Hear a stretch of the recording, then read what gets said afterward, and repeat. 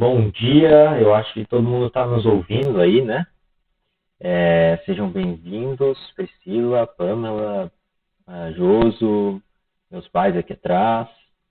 A gente está começando mais uma escola dominical, com a graça de Deus, ou nossa escola bíblica dominical aí, para ficar aquela siglazinha EBD, fica mais fácil de falar. Então, a gente está começando mais uma EBD, hoje é conjunta, né? Os jovens e os adultos. Não tem muitos adultos, mas estamos aí em maioria de jovens. E o estudo vai ficar gravado, né? Então nós já podemos começar, já que o estudo já vai ficar gravado, né? Então eu vou compartilhar agora a tela com vocês.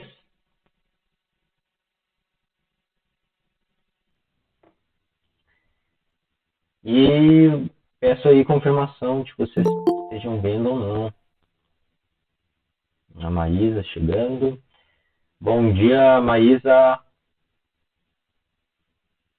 Seja bem-vinda. Espero que esteja nos ouvindo bem. A gente está começando mais uma EBD, graças a Deus. Hoje a classe é conjunta. Então, nós estamos gravando, tá? Essa EBD, então a gente já vai começar mesmo com poucas pessoas. Então, nós vamos lá começar mais uma EBD. E eu queria pedir que um dos irmãos orasse. Estou vendo e ouvindo bem a Priscila. Desativasse o microfone aí para nós, ver se para a gente poder orar, tá? Espero que estejam conseguindo desativar aí, nos ouvindo bem e tal. Fico no aguardo. Senão, meus pais aqui podem orar por nós.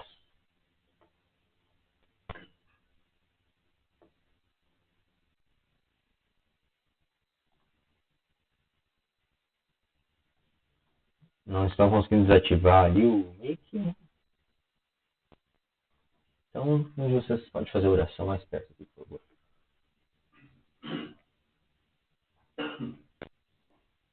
Pai querido, Deus amado, te louvamos, Pai, te agradecemos por mais um dia, Pai, por mais um EBD, Senhor. Tu esteja capacitando o João Gabriel, Pai, para levar o estudo a todos nós, Senhor. Muito obrigado por essa oportunidade. Que tu possa estar dando andamento em tudo, Senhor. Nós te louvamos e te agradecemos por tudo, Senhor. Em nome de Jesus. Amém. Amém. Muito obrigado, Pai. Então, gente, sejam novamente bem-vindos. Hoje é dia 7 de fevereiro de 2021. É o domingo do homem presbiteriano, dia do homem presbiteriano. E no próximo domingo é o dia da mulher presbiteriana. Vamos começar aqui.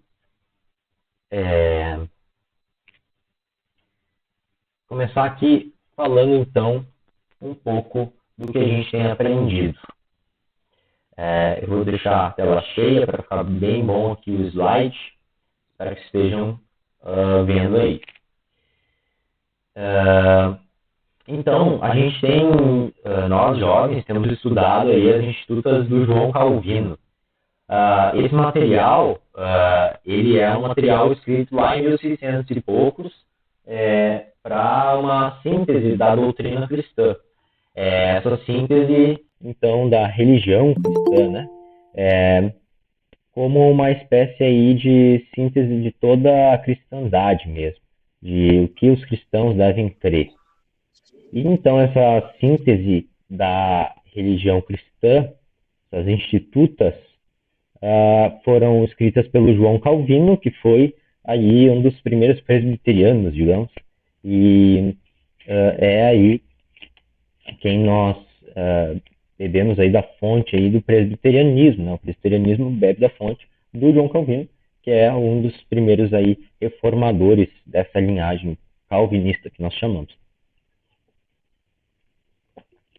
E, em especial, fala a nós, relembra a nós da eleição de Deus, da predestinação, da expiação ilimitada e tantas outras doutrinas, em especial aqui a depravação total.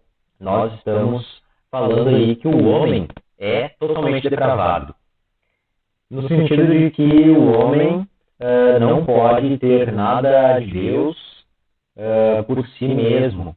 E também o homem não é bom, como se convencionava, e ainda se convenciona dizer, né? A gente está fazendo uma estrutura aí, tu deves estar vendo na tua tela, uma estrutura do nosso itinerário que é pautado em 5 pilares. O primeiro é o convite, depois é a instrução, depois é um exame. Nós vamos então nesse exame consultar o nosso coração, responder algumas perguntas internas e também a nós aqui, conversar um pouco. Vamos ilustrar com ao longo já do caminho aqui, vamos ilustrar com a palavra e depois só uma inspiração para que a gente siga com essa palavra forte no nosso coração nos dias dessa semana. Então aí está um alerta de que esse estudo não pretende ser extensivo. O que eu quero dizer com isso é que existem muitas verdades que a gente está tratando aqui e nós não vamos conseguir abranger todas elas com especificidade, né? Então a gente não vai conseguir falar tintim por tintim, né? De cada doutrina, de cada coisa que a gente está falando. Na verdade, é uma pincelada de algumas coisas para que, aplicado aí às institutas, nós estamos no capítulo 6º, que fala aí de como Cristo redime o homem. A gente está usando esse capítulo, usando essas institutas, mas não somente isso, também alguns outros documentos, alguns outros teólogos, como você vai ver. Os objetivos dos estudos, então, é o conhecimento de Deus e a sabedoria em cima. As institutas são um documento em que o Calvino começa dizendo: toda doutrina é pautada no conhecimento de Deus e no conhecimento do homem. Então, o Calvino sintetiza dizendo que as Escrituras falam de Deus e do homem. Como o homem pode chegar a Deus, como o homem pode ser salvo, quem Deus é, o que ele faz e tudo mais, né? Toda a revelação, então, está nas Escrituras e sintetizada aí como conhecimento de Deus e do homem. E a nossa aplicação é a sabedoria, tá? Sabedoria, a gente vai ver aí, é uma palavra que é muito importante nas Escrituras.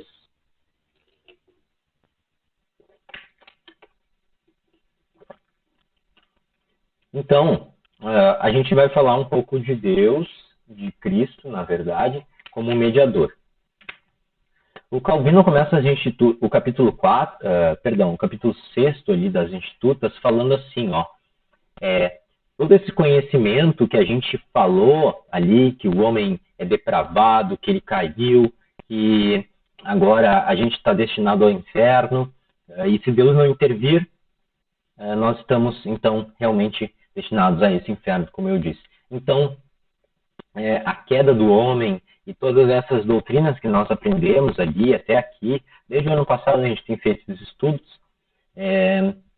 até o capítulo 5º, o Calvino fala, então, dessas questões. E aí ele se volve a Cristo. Ele volta a Cristo falando que Cristo é a solução para essa queda histórica. E então, se ela é histórica, ela teve um início e ela foi num ponto específico. Deus pode restaurar essa queda. Deus pode ajudar o homem. A gente tem perguntado quem é Cristo.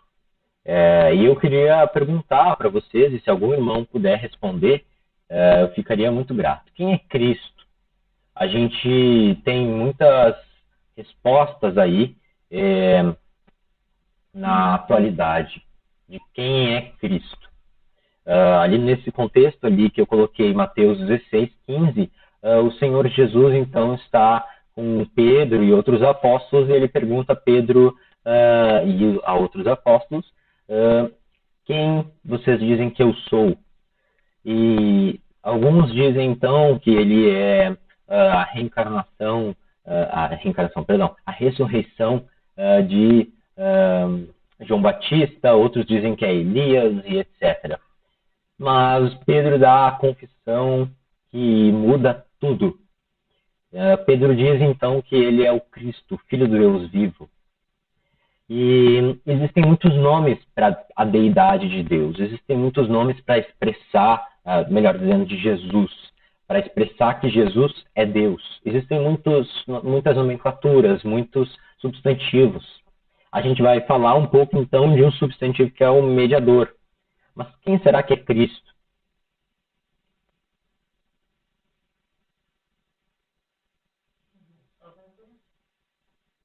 Minha mãe disse, nosso Salvador.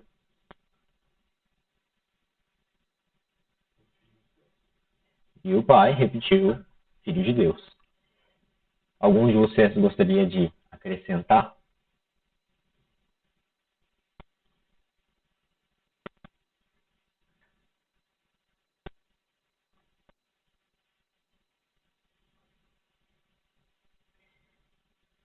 Sendo assim, gente, o conhecimento do divino e o autoconhecimento, ele não pode vir senão das escrituras, da revelação que ela dá.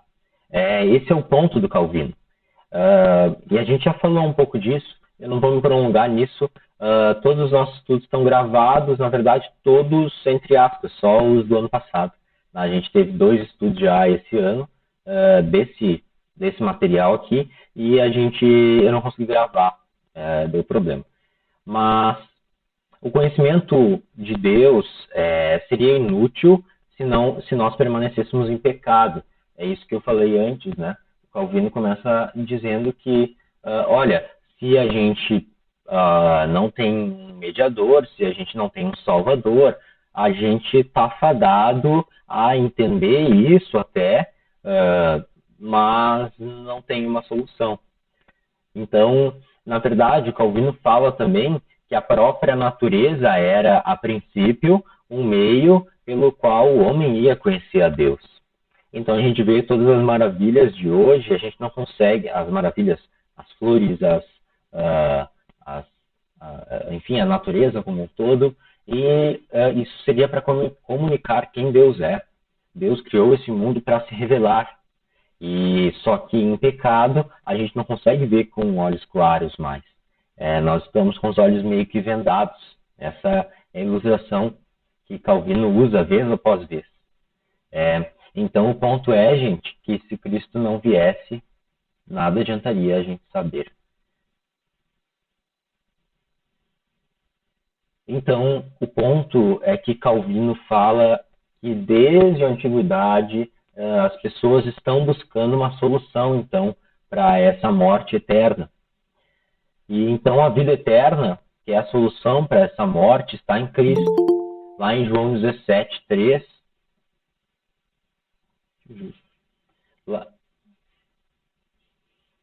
Bom dia, Júlio. Seja muito bem-vindo. É uma honra tê-lo aqui conosco. Espero que esteja nos ouvindo. A gente já está aí falando um pouco das Institutas, né? Que é um documento que o João Calvino escreveu e que é uma síntese aí da doutrina cristã, o que nós temos que acreditar. E a gente está falando então de Cristo como a solução para a morte eterna que o homem fez ou perdeu ou ganhou, né, a morte na queda. Então, a vida eterna é que te conheçam o único Deus verdadeiro, a Jesus e a Jesus a quem enviaste. O Senhor Jesus, então, nos revela que a vida eterna, ou seja, o propósito que Deus criou para nós desde o Éden, e que ele retirou essa eternidade do Éden, tirou o homem do Éden, porque lá constava a eternidade, tá? Esse relato de Gênesis ali está bem claro, só que a gente lê às vezes meio rápido e não consegue entender, mas é que o homem, ele estava no Éden, e o Éden Deus tinha colocado uma eternidade ali. E se o homem continuasse no Éden, ele seria fadado à morte eterna, porque o homem caiu. E então Deus teve que expulsar o homem do paraíso, né, do Éden, ou do jardim no Éden, né, também pode ser. Então, Cristo é verdadeiramente aquele que necessitamos, é aquele mediador, é aquele intermédio entre Deus e o homem. E se tu observares, desde o Antigo Testamento, desde Abraão, há um mediador. O mediador, então, é aquele que serve para falar com Deus e receber de Deus e falar ao povo. De alguma forma, os homens também têm essa possibilidade de conhecer a Cristo como mediador, e a gente vai falar um pouco sobre isso. Então, a gente está falando da questão de que o conhecimento de Deus, ele é necessário ao homem. E a gente só consegue acessar esse conhecimento através de um mediador. E essa promessa de um mediador é a história de todas as escrituras, tá? Desde o Antigo Testamento, Deus está prometendo um mediador, alguém perfeito que iria redimir, queria falar ao povo, queria ser, digamos aí, um intermédio entre Deus e nós. E aí, dentre as várias aplicações e as várias funções que Cristo exerceu uma expiação de nossos pecados, ele exerceu um perdão da culpa, ele venceu o diabo e a morte e tudo mais. Então, Cristo, em suma, vence a morte, o diabo e o pecado, tá? É isso que normalmente na teologia reformada a gente define, tá? São esses 3 pontos. Mas o que a gente está dizendo é que esse conhecimento, ou seja, aquilo que nós necessitamos para ser salvos, está em Cristo. Lá em Hebreus 8:6, eu gostaria que alguém lesse para nós, a gente tem feito isso, de que vocês também participem conosco desse estudo aí, para que não fique um monólogo. E então é só desativar o áudio e ler para nós, por gentileza.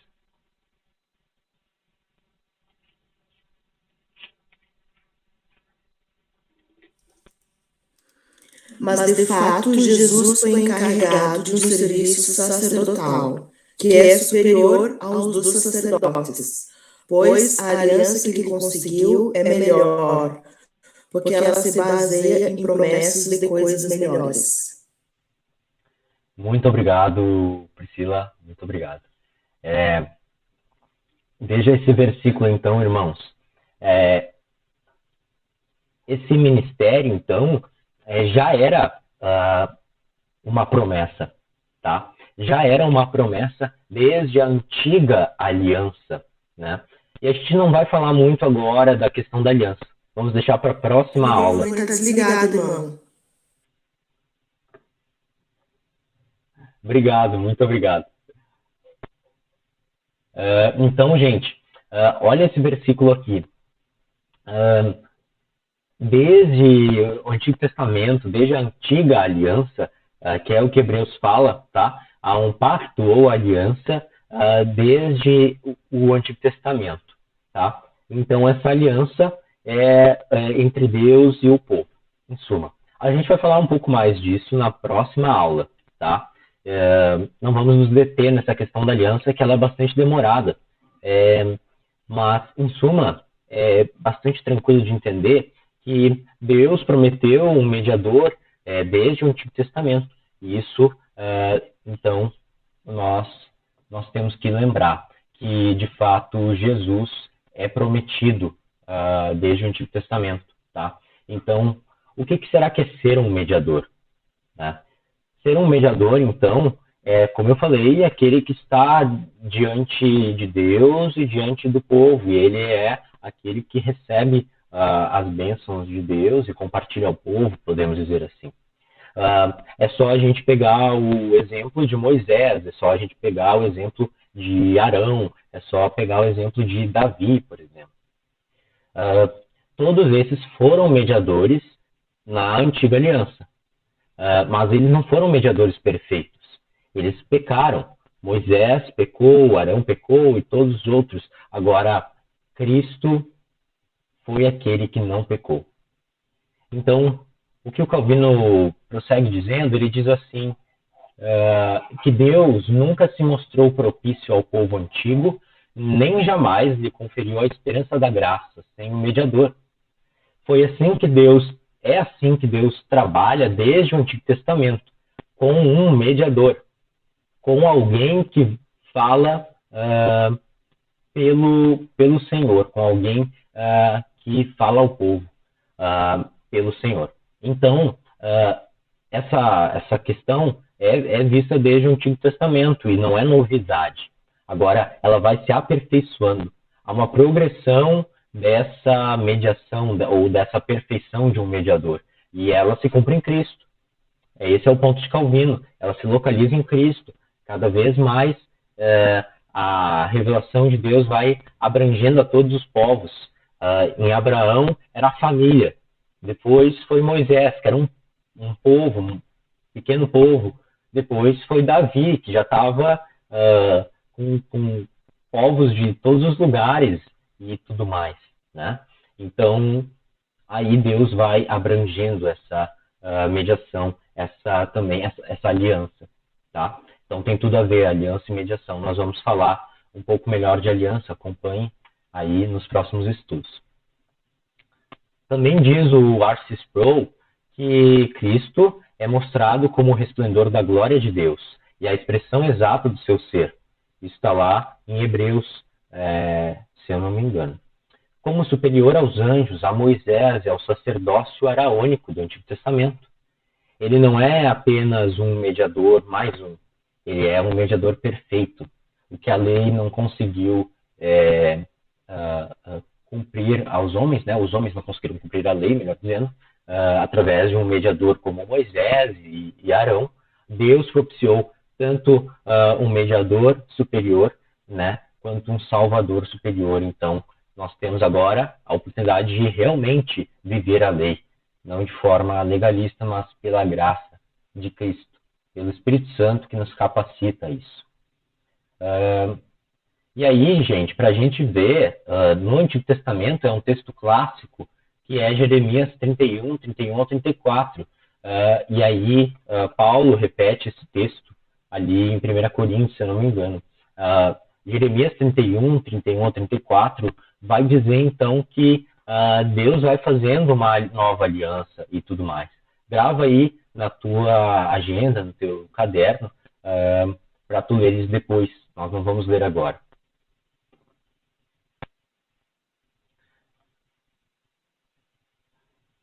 O mediador, então, diz o Hernandes Dias Lopes, que Jesus é o único mediador entre Deus e o homem, porque ele é Deus-homem. Então, o ponto é que o mediador tinha que ser perfeito. O mediador tinha que ser Deus. E isso vai sendo apresentado ao longo da Escritura com promessas, com verdades de que muito claras. E aí, em Cristo, isso se cumpre. Jesus é Deus e homem ao mesmo tempo. Essa é uma confissão muito cristã, distinta de todas as religiões e seitas. A gente nunca pode destituir a nossa doutrina dessa confissão. A nossa confissão é que Jesus é Deus e homem. Jesus também é o único mediador entre Deus e os homens, porque é o nosso representante e fiador. Então, esse representante, né, entre Deus e o povo, como a gente falou, e também o fiador, ou seja, alguém que confia a sua salvação a nós, alguém que confia a herança de Deus a nós. Jesus conquistou por preço muito caro a redenção e ele nos confiou a nós. Ele nos deu também a eternidade. Então, esse é o ponto de que o mediador faz o trabalho entre nós e Deus, porque a gente não consegue fazer devido ao pecado. Nós somos totalmente pecadores. A gente não consegue nem quer, né? E esse é a grande ênfase que Calvino fala, que a gente ama pecar. Não é só que a gente peca, a gente ama fazer. E que Jesus é o único mediador entre Deus e os homens, porque ele ressuscitou, venceu a morte, triunfou sobre os principados e potestades e fez nos assentar com ele nas regiões celestes. A gente vai enfatizar, então, a questão de que Jesus é Senhor. Vejamos lá em Atos 10, 36. Alguém pode ler para nós, por favor?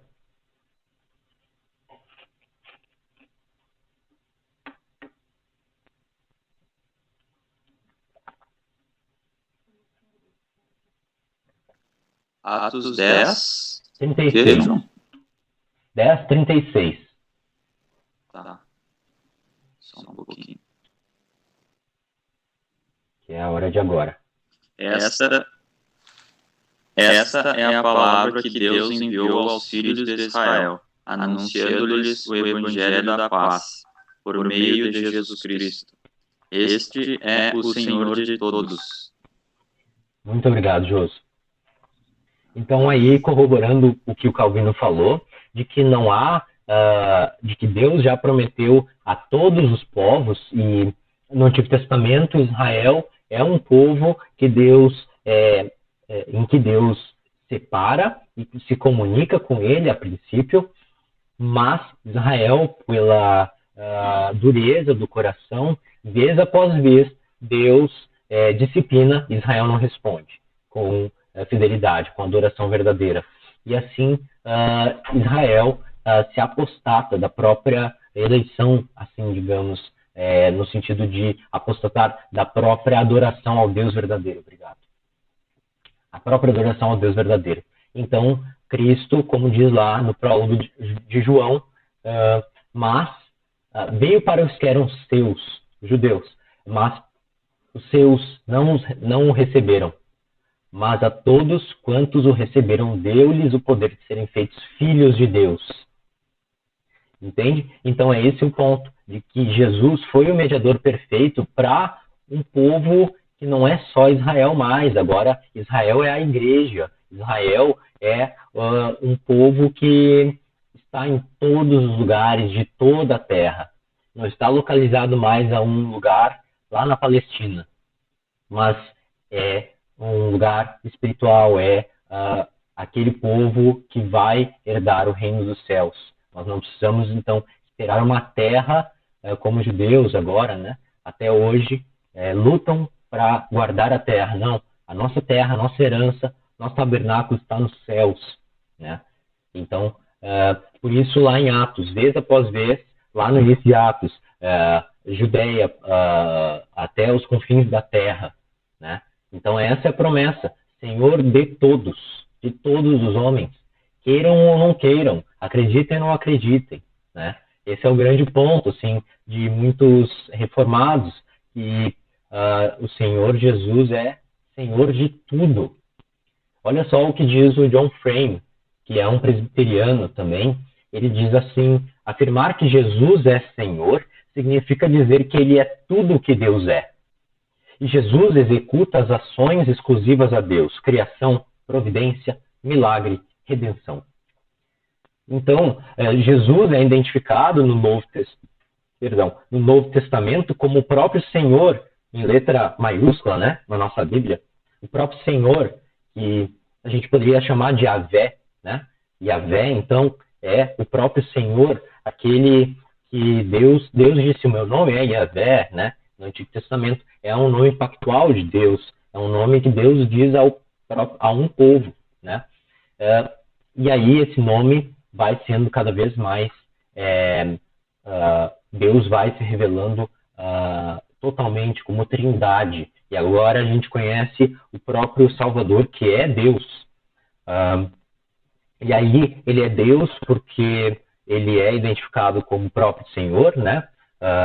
No Novo Testamento isso está muito claro, mas também ele faz as próprias ações.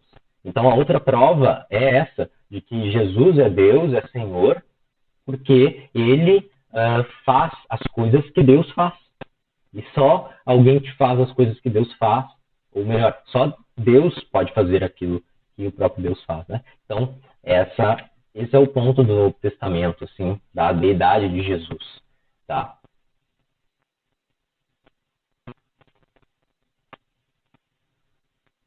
Então, o John Frame prossegue dizendo assim, não só Jesus é Deus, mas Jesus, como Yahvé, é a cabeça da aliança entre Deus e o homem. Jesus, então, é aquele que é o mediador da própria aliança que Deus faz entre nós e ele, tá? Então, é por isso que nós confiamos em Jesus como Senhor e Salvador, porque essa identificação de Senhor entre vários nomes do Novo Testamento, Filho de Deus, como a gente viu, ungido, Messias, Cristo, né? É Messias e tudo mais. São nomes que revelam isso, a deidade de Jesus. Essa compreensão de que ele é um com Deus.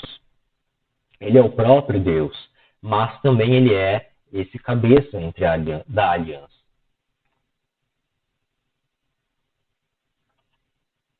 Até aqui tudo bem? Eu gostaria que vocês se sentissem à vontade para perguntar. A gente ainda tem mais um pouquinho e se tiver meio cansativo, nós podemos dar um stop aí. Eu gostaria que vocês me dessem um feedback. O que estão achando? Tranquilo, João. Tranquilo?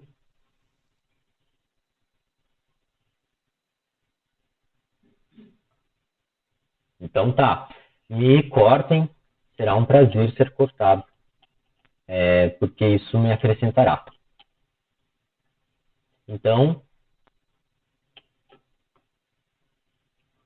deixa eu tomar uma aguinha.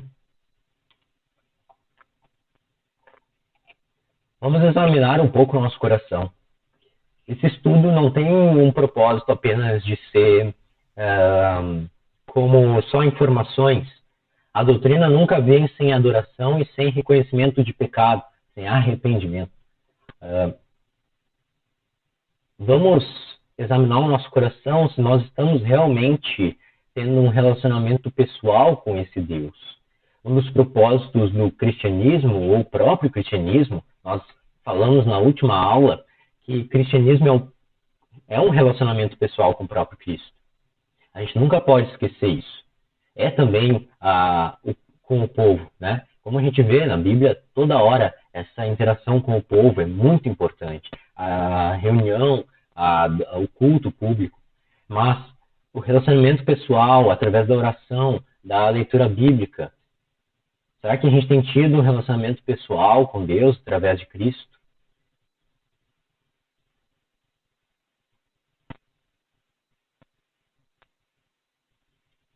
Vejamos o que o Van Beer, não sei dizer muito bem, mas é o Poitras, diz assim no livro O Senhorio de Cristo, muito bom. Então, há pessoas que têm certo respeito por Jesus Cristo e até podem ler a Bíblia e ir à igreja, mas ainda não depositaram sua confiança em Cristo para a salvação e não têm um relacionamento pessoal com Deus, o Pai, e Cristo, seu Filho, estabelecido pelo Espírito Santo, ou professam e professaram, talvez, um compromisso com Cristo, mas em algum momento seu compromisso era superficial e eles não mudaram realmente. Olha só esse retrato, então, de que a gente pode ocupar o banco da igreja, estudar a palavra, dar esses estudos, mas não ser realmente... não ter um relacionamento pessoal com Cristo, através da oração, por meio do Espírito Santo, que é um relacionamento com o próprio Deus, o Pai. Então a gente tem um relacionamento com toda a Trindade. Por isso que Jesus fala que ele é o caminho entre Deus, o Pai, né? Ele é o caminho para o Pai, né? Então nós oramos em nome dele, nós confiamos que ele nos levará as petições ao Pai. A igreja, ela é inconcebível sem Cristo. Todavia, a igreja não é Cristo. Possuir a Cristo e desprezar a igreja é uma contradição intolerável. A incredulidade pode ter acesso à igreja. Contudo, a incredulidade nunca tem acesso a Cristo. O R.C. Sproul, então, nos lembra de que realmente a igreja é importante, o corpo de Cristo é importante. A igreja pode falhar como um organismo que é organizado por homens, mas se nós temos Cristo como nosso alvo último e a fé realmente nele, a gente não vai cair tão fácil na incredulidade. Igrejas inteiras têm ao longo dos séculos caído nessa incredulidade, mas é porque elas não estão firmadas nessa pergunta aqui. Quem dizeis que eu sou? O Jonas Madureira, eu falei isso na última aula, mas acho que vale a pena repetir. O Jonas Madureira, ele falou assim numa pregação muito boa sobre... Agora eu não lembro, irmãos, o tópico. Mas ele falou assim, a verdade que distingue as pessoas que dizem que Jesus era uma boa pessoa, era um mestre, era alguém que nós temos que aprender com ele, né? A verdade que distingue pessoas que meramente admiram Jesus daquelas que creem e adoram ele é a resposta a essa pergunta: quem dizeis que eu sou? Isso muda tudo, né? Jesus não era apenas um profeta, não era apenas um enviado de Deus, mais um apenas. Ele era o próprio Deus, aquele que definitivamente iria nos salvar. Olha só o que nós já lemos lá em 2 Coríntios 6 e 7. Não vou ler novamente, nós já lemos na última aula, tá? E nós vamos aí falar no final sobre esse termo aqui, da sabedoria de Deus, né? O Joel Bick define então sabedoria. Gente, nós temos aplicado essa questão da sabedoria, tá? A partir dos conhecimentos que a gente tem aprendido nas institutas. Então, a gente tem falado que o conhecimento de Deus e do homem nos dirige a uma sabedoria. Ora, a doutrina correta nos dirige a uma adoração correta, né? Então, a Bíblia é bastante verdadeira nisso, e hora ou outra a gente vê isso. Mas a palavra sabedoria, lá no Antigo Testamento, existem várias, né? Mas a principal usada lá em Provérbios é Horma. E essa palavrinha aí diz respeito a uma capacidade e habilidade, né? Então essa capacidade e habilidade é no sentido de que nós conseguimos fazer o correto. Em suma, então, se a gente pegasse toda a definição junto com o Novo Testamento, a gente poderia dizer que é glorificar a Deus, fazer o certo. Mas ele pontua algumas coisas a mais, juntando aí com a questão de Cristo e a própria obra dele. Eu achei muito boa essa definição. Toda sabedoria se encontra em Cristo, que é a nossa sabedoria. Lá em Provérbios 8, ou Eclesiastes 8, Provérbios 8. Provérbios 8, Jesus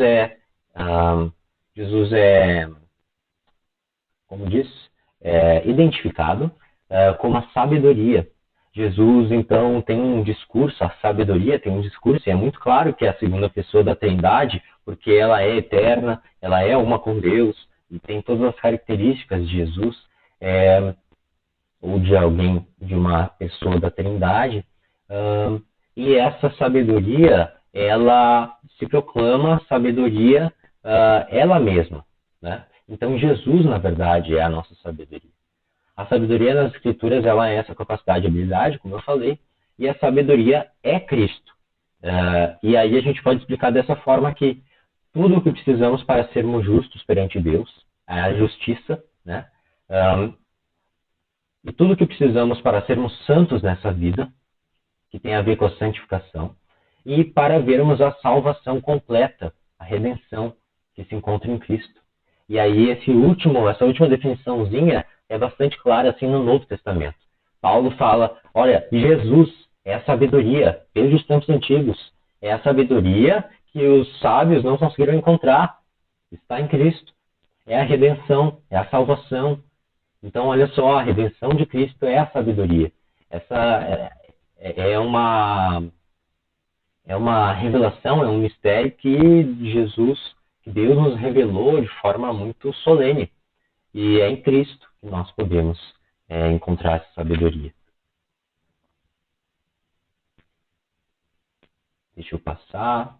Tá aqui tudo bem?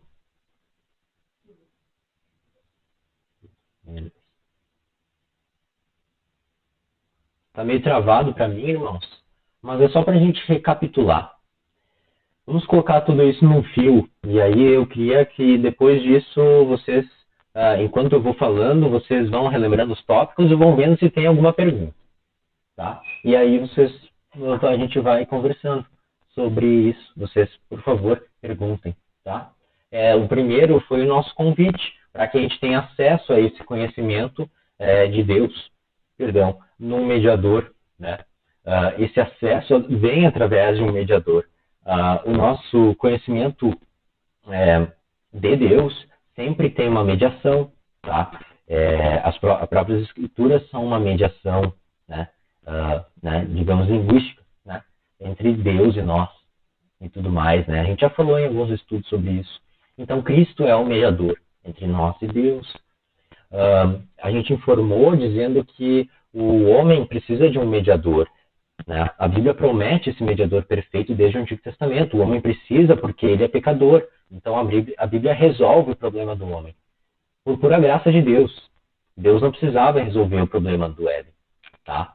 Mas aprove a Deus que por toda essa história de pecado, queda, redenção e consumação, Deus fosse glorificado. Cristo fosse glorificado. Cristo fosse chamado como mediador, Senhor, Salvador.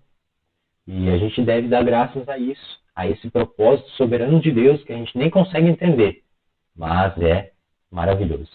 Cristo é o mediador perfeito porque Ele é Senhor. Ele é o próprio Deus. Ele é identificado como o próprio Deus no Novo Testamento. A gente pode ter certeza que Ele é um mediador que nunca mais vai precisar ser trocado por outro. Hebreus volta falando sempre disso, de que existia no Antigo Testamento essa coisa de trocar o sumo sacerdote, ano após ano, ano após ano. E em Cristo a gente não precisa mais disso, Ele é o mediador para sempre.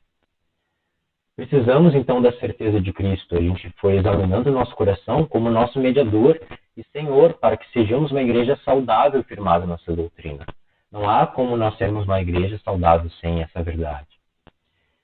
Ele é um mediador, a gente ilustrou pelos textos bíblicos, entre Deus e os homens, porque Ele é Senhor, um com Deus. E a gente inspirou dizendo que a grande sabedoria, aguardada por todos os povos, chegou a nós, a igreja, por meio do mediador, que é a própria sabedoria. Então a gente pode ter sabedoria, gente, através de Cristo. Agora nós temos o conhecimento daquilo que precisávamos ter de conhecimento.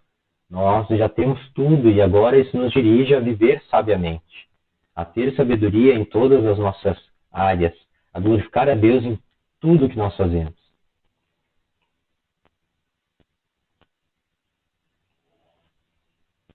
E aí, gente? Vocês têm perguntas?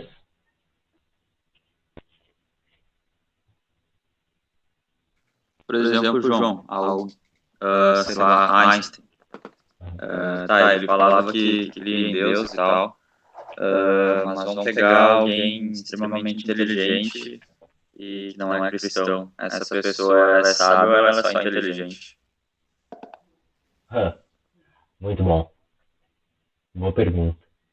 O que acontece? Tipo assim, se tu for ver na Bíblia, não dá para dizer, como eu ouvi umas vezes, assim, algumas pessoas falando, olha, o sábio é uma coisa, o inteligente é outra. Não é bem assim. Se tu for ver em Provérbios e Eclesiastes, às vezes os termos se misturam, tá? Mas se a gente definisse bem assim, esquecendo de alguns textos que se mistura e se confunde essa questão, o que eu acho, tá?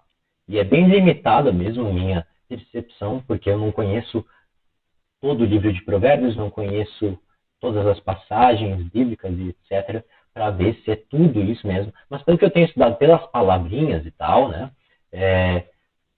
O inteligente, todo sábio é inteligente, mas nem todo inteligente é sábio. Entendeu? Então isso que tu falou faz muito sentido. Einstein era inteligente, ele tinha uma capacidade cognitiva, entendeu? Capacidade e habilidade, que a gente falou, né? Tem a ver com sabedoria. Tinha uma capacidade cognitiva, mas isso não era para todas as áreas dele. Ele não tinha uma percepção, digamos, espiritual e da vida mesmo. Ele não glorificava a Deus verdadeiramente, né? Assim como o próprio Deus. Ele não cria no próprio Deus e tal. E há relatos diversos se Einstein foi cristão ou não e tal. Provavelmente não, né? Mas ele participou de uma associação que é a Royal Society, que foi fundada por cristãos protestantes lá no século XVI. Entendeu? Então, esses homens, eles eram realmente sábios. Eles glorificavam a Deus em todas as áreas, inclusive na ciência. Né? E aí, lá no Salmo 119, se eu não me engano, lá na versão Bíblia de Jerusalém, diz assim: grandes são as obras do Senhor, dignas de estudo para quem as ama. Né? Então, o ponto é isso, que nós cristãos devemos estudar realmente a criação e a ciência sem medo. E eu espero aqui que a gente já falou isso outras vezes, que vocês possam confiar nos jovens aí da IPB, da UMP, né? Também outros irmãos, presbíteros, o pastor, para que se vier alguma crise, né, de relação entre fé e ciência, de uma relação chocante, não hesitem em nos chamar e etc. Há muitas pessoas boas que resolvem essas coisas, né? Então é isso assim, de que realmente Einstein era só inteligente, cognitivamente falando. Ele não era sábio. A sabedoria não se tornava em prática para todas as áreas da vida. Entendeu? Entendi. E isso responde também o porquê que nem não é preciso ser inteligente, digamos assim, para crer em Deus. Isso não significa que quem crê não é burro por fazer isso, né? Mas a pessoa não precisa ser, né, mestre, para crer em Deus. Mas isso também,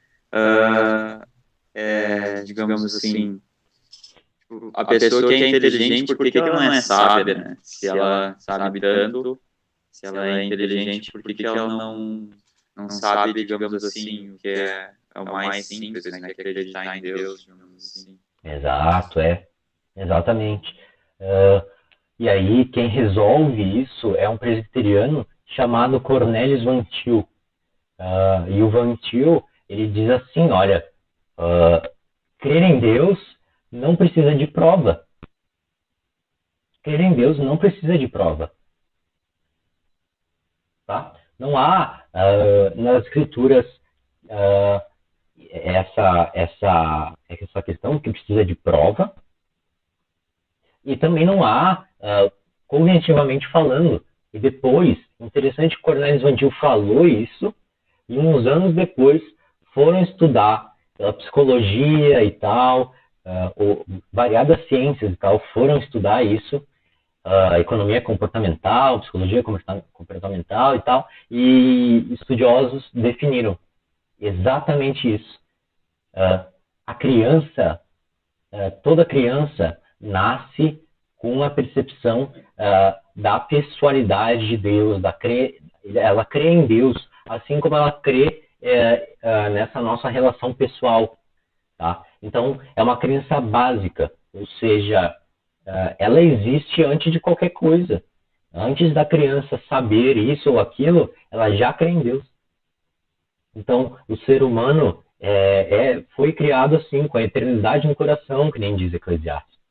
E aí a questão que tu falou anteriormente ali, né, dos sábios, tu não precisa ser inteligente cognitivamente, tu não precisa saber muitas coisas, etc. Tu não precisa ser um Calvino da vida que foi tentar fazer um resumo da doutrina cristã e virou 3.000 páginas. Não precisa. Tu precisa crer em Deus como Senhor e Salvador. E isso, claro, tem doutrina aí. Tem escritura, tem verdades que tu tem que assumir, enfim. Deus toca na cognição também, entende? Deus nos faz também entender cognitivamente, mas nem sempre isso é primordial, nem sempre é primazia, ou seja, nem sempre a gente entende e depois a gente crê. Não, às vezes a gente crê. Normalmente a gente só crê. E aí a Bíblia corrobora dizendo assim, a gente tem que viver pelo que é invisível, né? Não pelo que é visível, entendeu?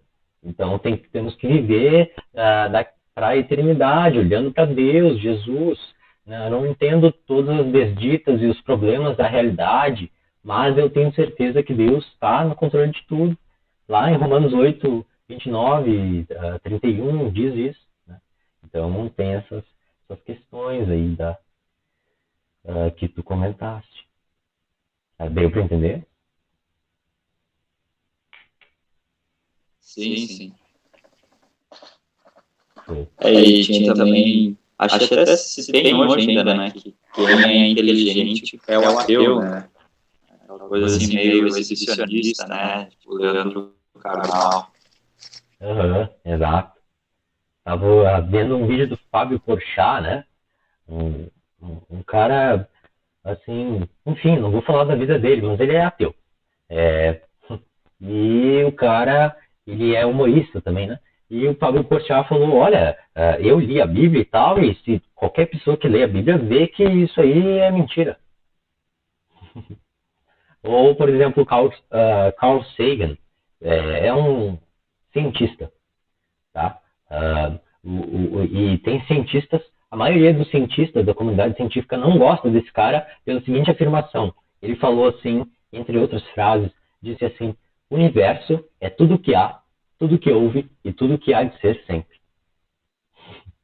Olha a certeza do cara, tá como se ele fosse Deus, né? Se dizendo assim, né? Achando que ele tem certeza de tudo. O universo é que existe, só existe o universo. Né? Então não existe Deus. Deus é mentira e tal. Né? Então isso é um snob da própria. Isso na verdade nem é sabedoria, nem é inteligência. E se tu for ver, realmente há muita crítica a esse neo-ateísmo, né? A esse ateísmo aí novinho aí, de achar que se tu disser uma afirmativa lacradora assim, Deus parou de existir. Não é assim, né? Então, e olha só o que a Bíblia falou, tá? Isso. A Pamela falou muito bem. Humorista não, debochista, né? Puro deboche, não tem nem humor. E o que a Bíblia fala, lembra aquela passagem que Deus fala assim, que Deus nos revelou a sabedoria aos como é que é? Aos simples, obrigado, aos simples, para que os inteligentes, os maiorais, os nobres fossem envergonhados. Tá? Então existe um propósito soberano de Deus de envergonhar o próprio inteligentão, o próprio cara que acha que tem o conhecimento de toda a realidade e tal, né? Então, tá lá no Salmo 4, se não me engano, diz o insensato no seu coração, não há Deus, né? E aí a vida dele é sempre promíscua, corrompe-se em todos os seus caminhos e tal, né? Fala nesse sentido. Deu para entender?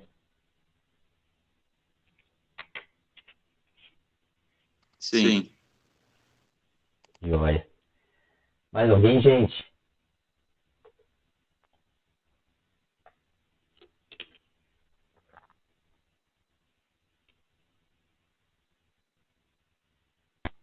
Cara, mas eu fico pensando, esses caras aí, que são inteligentes, mas não são sábios, sei lá, no fundo eles devem perceber em algum momento da vida, talvez só na morte, na hora da morte, que não valeu a pena tudo isso, ou enfim, que eles estão errados, sabe? Uhum. Exato, exato. Por exemplo, se tu se deparar, a própria Bíblia revela isso, né? É muito interessante que a Bíblia tem essas indagações, essas respostas, assim. Em Eclesiastes, provavelmente Salomão ali, né? Ele fala, tudo é vaidade. Eu olhei e tal, a gente trabalha, né? Cresce, come, morre, é tudo vaidade. Depois a gente vai pro caixão mesmo. Então, olha só como não faz sentido uma vida sem Deus, né? É isso que Eclesiastes está falando. Está falando na perspectiva humana. Horizontalmente, tudo é vaidade. Não faz sentido fazer o que nós fazemos. Mas Cristo é que dá significado a tudo isso, né? Deus é que é realmente o significado de toda a realidade. A gente consegue compreender que a existência de Deus e a salvação dele, o propósito dele nas nossas vidas é o que faz sentido. Né? Isso. E até uma vida simples, né, João? Por exemplo, no livro Cristianismo Sem Cristo, ele fala que quando tudo está acontecendo normal, quando as pessoas vão para os seus empregos, quando as pessoas vão para suas aulas, vão para o mercado, mas não pensam em Deus, né? Esse é o verdadeiro inferno aqui na Terra, né? Exatamente. Porque tudo isso logo vai acabar e o futuro, a eternidade vai ser bem diferente, né? Exatamente. Perfeito. É o Michael Horton, acho que é, né? E ele fala isso aí mesmo, né? Que não adianta a gente viver sem Cristo, não faz sentido, né? Então tem essa realidade, assim, de que... e aí, interessante, gente, que a gente está num momento crucial, assim, da história sobre isso, sabe? O homem está tecnologicamente muito avançado, os problemas climáticos estão aí, talvez não tenha como a gente resolver, ou seja, o homem está se vendo numa coisa assim terrível, que ele não tem resposta para si mesmo, e ele não vai encontrar em si. Esse é o ponto da Bíblia, né? Então, a ciência por si só, se for ciência por ciência, e só isso que existe na vida, então isso aí não é a percepção cristã de ciência, né? Há um Deus que existe, é por isso que a gente faz ciência, é por isso que a gente adora Ele fazendo o trabalho científico, estudando, se focando, vivendo essa vida, cuidando das pessoas que a gente ama e tudo mais. Então, assim, o Schaeffer, eu compartilhei uma citação dele que eu li num livro, essa eu não li, na verdade, isso aí é só uma citação mesmo. Ele fala assim, olha, o cristianismo não é romântico. O cristianismo não é romântico no sentido de que ele não tem uma resposta romântica para a vida. Não. Né? Que as pessoas falam, não, tudo vai ficar bem e tal. Não vai não. Só em Cristo vai. Então, é interessante como isso nos leva sempre a ver os problemas da realidade e ver que é isso mesmo que o homem está vivendo, ele não faz sentido viver assim. E aí, por exemplo, a gente se depara com pessoas que estão proclamando, estão dizendo que a gente tem que ser moral, não pode furar a fila da vacina, não pode fazer isso nem aquilo, só que elas esqueceram de Deus, que é o fundamento moral de tudo. Então, só uma sociedade, pessoas que reconhecem a grandiosidade de Deus, que temem a Ele, vão realmente viver corretamente. E aí, isso aí vai se direcionar da forma correta. A gente não vai furar a fila da vacina. A gente vai fazer essa vacina, porque é testada comprovadamente, A gente não vai ficar caindo em fake news, né? É o que a gente tem falado. A gente tem o WhatsApp, as fake news numa mão e as escrituras na outra. Tem uma incoerência muito grande. Não faz sentido. As duas são verdades. Toda verdade é verdade de Deus. Né? No caso, a ciência é verdade e a Bíblia também. É claro que existe ideologia na religião e na ciência, por isso que a gente tem que ver e ler a Bíblia e orar e saber discernir. Agora, a gente precisa ver os problemas da realidade a partir da Bíblia e ver que ela tem a resposta para tudo. E de que um mundo sem Deus vai só degringolar mesmo. E é por isso que no século passado a gente teve 2 guerras, com muitos milhões de mortos, ditaduras que ainda existem. Por quê? Porque se esqueceram de Deus. Esqueceram de Deus. Uma sociedade que não tem esse fundamento moral não vai crescer, não vai frutificar, né? Então, eu acho isso aí, assim, a Bíblia tem essas respostas para tudo, os problemas da realidade todos. E eu quero recomendar aqui algumas literaturas para esses problemas, assim. Leiam Francis Schaeffer. Leiam também artigos da ABC2. Leiam também a Coalizão pelo Evangelho.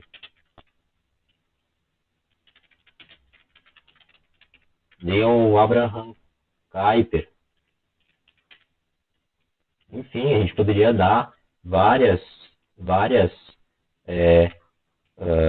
literaturas, né? Várias literaturas e tal, mas que são de pessoas reformadas, são de pessoas que creem em Deus mesmo, fazem esse diálogo entre o que é a vida mesmo e o que é as escrituras, e de que não há um conflito entre as duas, que a gente não pode ficar caindo nessas falácias, pessoas que dizem que se tu crê em Deus, tu é burro, né? Não faz sentido. Então essa a contribuição minha, assim. E se vocês tiverem mais alguma pergunta, gente, fiquem à vontade, tá? Não quero tardar e tal, o almoço, o andamento do domingo de vocês, para que todos possam descansar nesse dia. E se convencionou aí para a gente poder descansar como mandamento de Deus, né? Sábado. João. Pois não, tio? João. Saudando a todos os irmãos aí. É um privilégio, né, estar participando aí pela primeira vez, rapidamente, aí dessa live aí, parabenizando aí o Vizinho, aí, João, o Josué, e não fugindo do assunto, tentando ser bastante objetivo, pegando aí o gancho do Josué, e dentro disso que está sendo abordado, eu gostaria de deixar uma frase aí que eu creio ser bastante conhecida, e até para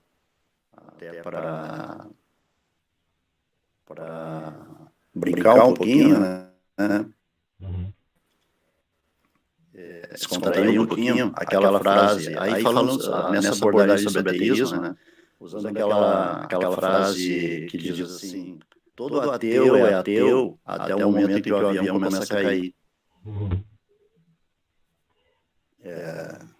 Eu vou precisar sair agora, e parabenizando mais uma vez e dizendo aí, Joãozinho, tá muito bom, tá? Pela primeira vez participando, mas tá bem bom, bem edificante, tá? E deixando aí um abraço e uma saudação a todos os irmãos.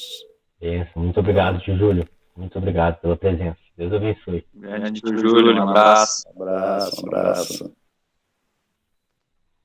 abraço.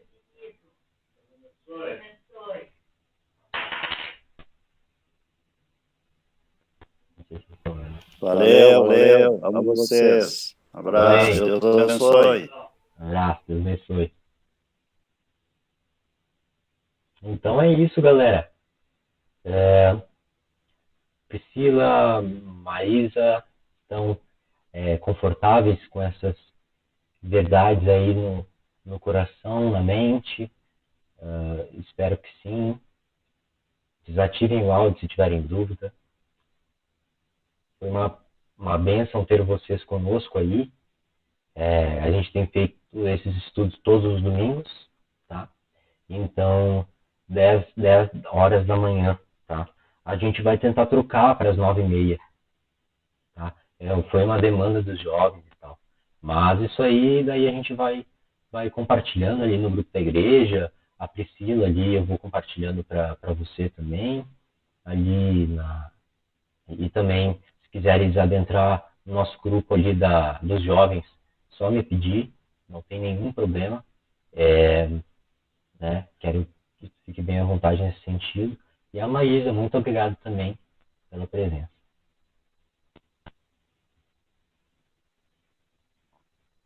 Vamos orar, gente?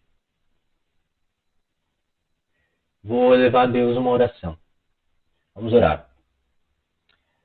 Ó Deus, que nos conforta em tantos perigos da vida, que nos ajuda a entender algumas verdades, Senhor, de forma tão simples na Tua palavra e de que precisamos tanto entender nesses momentos, Pai. Tu és a nossa esperança, a esperança de todos nós, e nós te pedimos que Tu possas nos confortar com essas verdades. E saber que Tu és o Senhor, que Tu és o mediador, o Cristo prometido, de que Tu és aquele que nos salva de nossos pecados, de que nós podemos confiar em Ti como nosso Senhor e Salvador. Que nós possamos proclamar esse Teu Evangelho e fazer Tua vontade, Senhor. Abençoa cada um que esteve aqui, cada um que não pôde estar, e que nós possamos viver esse domingo, o Teu sábado, o dia do Teu descanso, Senhor, do descanso nosso, para que nós possamos estar em comunhão com os irmãos e um relacionamento pessoal contigo. Ajuda-nos a ter sabedoria, Pai. Ajuda-nos a viver em conformidade com essas verdades que Tu tens nos revelado. A Tua verdade é revelada em toda a natureza e também nas Escrituras. E nós pedimos que nós possamos entender isso, não cair nas falácias desse mundo. Ajuda-nos e dá-nos fé, Pai. Em nome de Jesus. Amém. Amém, irmãos. Valeu. Tenha um Deus bom abençoe. dia. Tchau, tchau. Paz. Deus abençoe.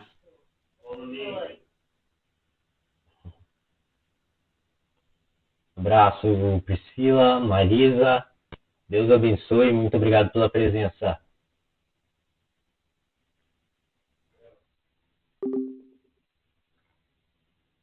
E aí? Ficou ruim?